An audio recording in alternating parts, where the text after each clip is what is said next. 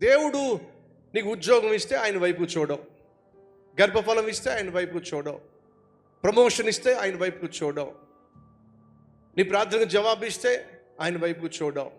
ఎందుకని? ఆయన ఇచ్చిన వరాలు, ఆయన ఇచ్చిన ఆశీర్వాదాలు పట్టుకొని బతికేస్తున్నావు, తృప్తి పడిపోతున్నావు, అదే చాలనుకుంటున్నావు. ఈరోజు మనలో చాలామంది అలాంటి వాళ్ళు ఉన్నారు. ఉద్యోగం లేనంతసేపు మందిరం చుట్టూ తిరుగుతారు, పెళ్లి కానంతసేపు మందిరం చుట్టూ తిరుగుతారు, బిడ్డలు లేనంతసేపు మందిరం చుట్టూ తిరుగుతారు, ఆరోగ్యం బాగున్నంతసేపు మందిరం చుట్టూ తిరుగుతారు, భర్త తన్నేంత వరకు కొట్టేంత వరకు దేవుని చుట్టూ తిరుగుతాడు.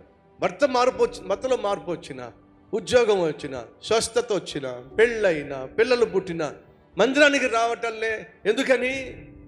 ఎక్కడండి ఉద్యోగం, టైం ఉండటం లేదండి, ఎక్కడండి ఆ పిల్లోడితోనే సరిపోతుందండి, ఎక్కడండి అంతకుముందు ఉద్యోగం, ఆరోగ్యం బాగోక పనిలోకి వెళ్ళేదాన్ని కాదు, వెళ్ళేవాడిని కాదు, ఇప్పుడు ఆరోగ్యం బాగుంది కదండి, 2 ఉద్యోగాలు చేస్తున్నానండి.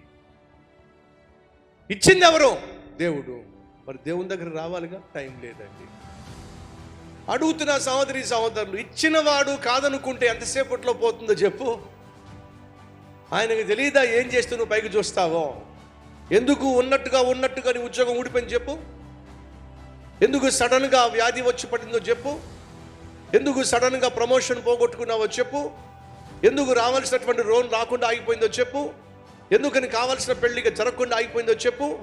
ఎందుకని పిల్లాడు పుడతాడు అనుకున్నావు కానీ సడన్గా ఆ బిడ్డ నీకు కాకుండా పోయాడో చెప్పు? ఒకసారి ఊహించుకో. దేవుడు ఆశీర్వాదాలు అనుభవిస్తూ నువ్వు దేవుణ్ణి మర్చిపోయావు కాబట్టే దెబ్బొచ్చి పడింది. సంగమా, కష్టం వస్తే కాదు దేవుని వైపు చూడాల్సింది, కష్టాల నుంచి విడిపించే దేవుడు నాకు ఉన్నాడు అని చెప్పి ప్రతిదినమో ఆయనతోనే నీ దినాన్ని ప్రారంభించాలి, ఆయనతోనే నీ ప్రతి పనిని ప్రారంభించాలి, ప్రయాణాన్ని ప్రారంభించాలి, ప్రయత్నాన్ని ప్రారంభించాలి, ప్రతి దినాన్ని ప్రారంభించాలి. ఆది సంఘాన్ని చూడండి, సహవాసము మానకుండా, సహవాసము మానకుండా, వాక్య ధ్యానము మానకుండా, ప్రార్థన మానకుండా, రొట్టె విరుచుట